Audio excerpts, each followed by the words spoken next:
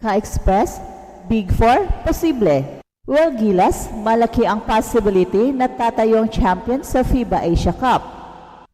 Kapag magtipon-tipon sina Kai Sotto, AJ Edu, Junmar Fajardo at pati na si Kenton Melyora Brown. Pero ang tanong, kailan kaya mabubuo ang Big Four ng Gilas? Sa ngayon ay mukhang imposible pa itong mabubuo considering na injured pa si Kai Sotto, and that's one. Another thing ay hinihintay pa ng Gilas ang totoong classification ni Kenton Melyora Brown na kung saan nasa mga kamay pa ito ng SBP. Well, I don't know kung meron ng FIBA decision pero sa ngayon ay waiting pa ang lahat. In the event na mabibigyan ng local classification sa QMB, ay siguradong dediretso na siya as part of the Gilas pool na posibleng makakalaro siya sa FIBA Asia Cup sa August. Sa ngayon, out of the 4 ay 2 pa lang ang sigurado, sina AJ Edu at Junmar Fajardo. Sila pa lang ang siguradong makakalaro sa FIBA Asia Cup. Well, merong maliit na chances pa rin na makalaro si Kai. Sa August kasi ang FIBA Asia Cup, and according to coach team, ay mid-October ang target na babalik si Kai. Who knows, baka may milagro o mapapabilis ang pagpapagaling ni Kai at makakalaro na siya sa FIBA Asia Cup.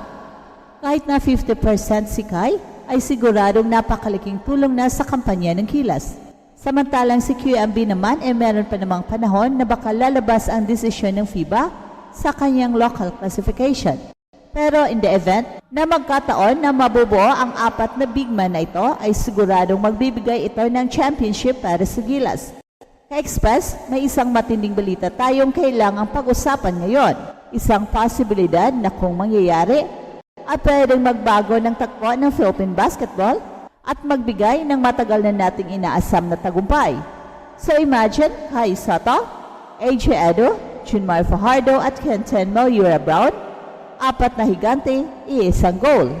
Gilas Pilipinas, isang Big Four na kayang manakop ng buong FIBA Asia Cup. Pero gaano nga ba ito kaposible? At kailan natin ito makikita? Simulan natin sa pinakamatunog na pangalan, Kai Sotto. Alam nating lahat na si Kai ay matagal nang inaabangan ng buong bansa. Sa bawat galaw niya, bawat report tungkol sa kanyang injury o comeback, instant trending. Pero sa kasalukuyan, injured pa rin si Kai at ayon kay coach team, target nila ang mid-October para sa pagbabalik niya sa court. Pero may catch mga ka-Express ang FIBA Asia Cup, August na. Kaya sa papel, mukhang out of the picture si Kai. Pero teka, hindi pa tayo dapat mawala ng pag-asa? Sabi nga nila, sa sports, walang imposible. Kung sakaling maaga siyang gumaling, kahit pa 50% lang ang kondisyon niya, ang epekto niya sa Gilas ay napakalaki. Yung presence niya pa lang sa loob, intimidation na para sa kalaban. At ngayon, punta naman tayo kay Kenton Melyora Brown o QMB, kung tawagin ng ilan. Maraming nagtataka kung sino nga ba siya talaga at bakit siya biglang napag-usapan sa Gilas pool. Si QMB ay isang athletic big man na may college experience sa USNCAA, may Filipino blood at may potensyal na maging bagong secret weapon ng Gilas. Ang problema lang, nasa proseso pa ng pag-apply ng local classification si QMB, nasa kamay na ito ng SBP at siyempre FIBA. Sa ngayon, wala pang final na desisyon kung siya ay ituturing bilang local, pero kung sakaling maaprubahan ito bago ang Asia Cup, siguradong dediretso na siya sa pagsali ng Gilas lineup. At kung mangyari yan, ang frontcourt ng Pilipinas ay magiging one of the most dangerous sa buong Asia. Habang may tanong pa si status ni Kai at QMB, may 2 pangalan tayong siguradong sasabak sa FIBA Asia Cup. AJ Edu at Junmar Fajardo. Si AJ Edu, kahit ilang beses nang na-injured sa nakaraan, ay pinatunayan sa mga huling laro ng Gilas na isa siyang force sa ilalim. Defense, hustle, rebounds at blocks, lahat kaya niyang ibigay. Isa siya sa rason kung bakit naging matatag ang depensa ng Gilas sa mga recent tournaments. At si Junmar Fajardo ka-Express, hindi na kailangan ng mahabang entro.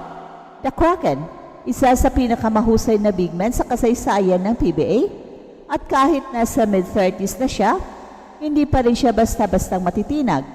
Yung leadership, experience at basketball IQ na meron si Junmar, sobrang valuable para sa national team.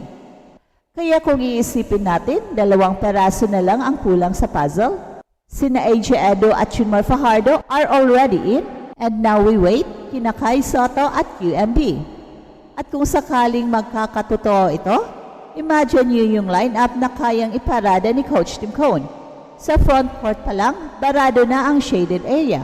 Hindi lang sila matangkad, kundi matalino rin maglaro. At di lang basta depensa ang pwedeng i-offer ng Big Four na ito.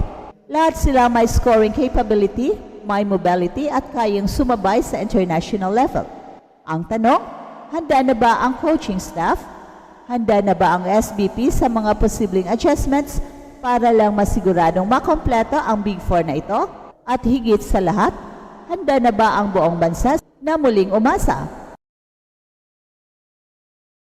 Matagal na nating hinihintay ang pagkakataong ito na magkaroon ng sulit, balance at world-class lineup ang Gilas.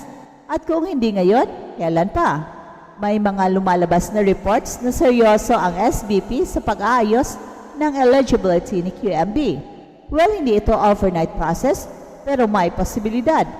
At kung suswertehan pa tayo at magkaroon ng medical miracle si Kai, baka nga ito na ang pinaka-kompletong team na ilalaban natin sa international stage simula nung panahon ni Jimmy Alapag at L.A. Tenorio.